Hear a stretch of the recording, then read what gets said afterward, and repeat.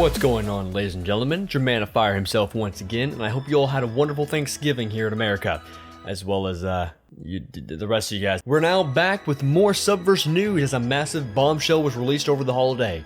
But first, to address the elephant in the room, as some of you have pointed out, I did release a video of the latest dev diary on Wednesday. Well, the day after, they released a brand new dev diary with some spicy new details. The timing on that may seem odd, but I did cover the last update approximately 2 weeks after the fact, which is why we're here to set the record straight and cover more content. So, if you're ready for today's update and many more to come, be sure to hit the subscribe button below as well as hitting the bell to stay notified of all my latest uploads. Now with that out of the way, let's get right into this. The most recent update from StudioFOW has answered some of the biggest questions that have lingered in the minds of fans, as well as leaving a few questions. In it, they discussed not only the progress of the backer tiers thus far, but also touched upon the release date of the game very briefly. This has led to some confusion between some of the community members about what's going on with the release date, as the blog post kinda alluded to something accidentally. Today I do plan on clearing this up a little bit. They state in the blog post, "I know you guys have a lot of questions regarding the release date of 1.0, but if the movies have taught me anything, it's that you should never reveal your release date too early."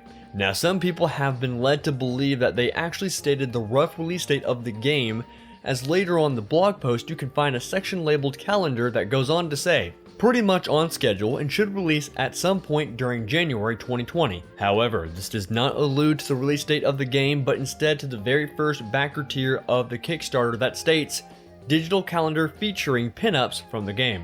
Now going back to the blog post, the calendar section begins talking about how working on the pages has proven to be a great exercise for the team in time management. This kind of cements the fact that this was actually talking about the backer tier for the calendar. Now I'll be honest, I entirely forgot the calendar was even a backer reward, and my first conclusion was also that this was the release date for the game. But this doesn't even line up, as they did recently change the game from a chapter-based game to being released in parts to one full complete package, which may take a little bit longer than what it would have been if the first chapter was to come out anytime soon. And as stated from the beginning, they mentioned that they will have the release date for us when it's ready.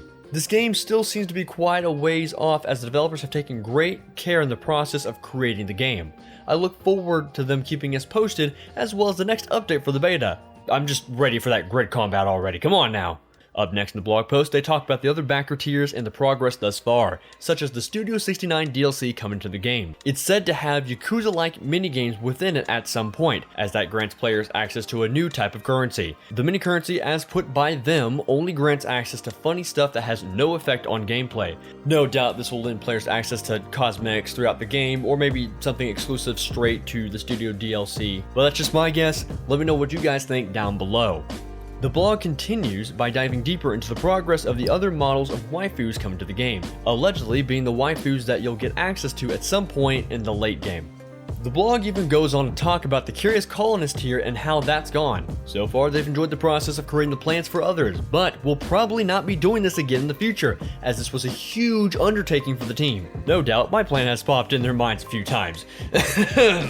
After that, the blog talks briefly about the other backer tiers and how they've enjoyed how the tiers have turned out so far. Although if you're curious to hear more about them, I'll leave the Kickstarter update posted below for you guys to check out for yourself. With that being said, I hope you guys enjoyed today's video, and I look forward to hearing what you guys have to say. If you want to stay updated with me, you can follow me on Twitter, as well as the link below that sends you straight to my Discord, where you can talk to me directly through any sort of DMs or just interact with anyone in the Discord server.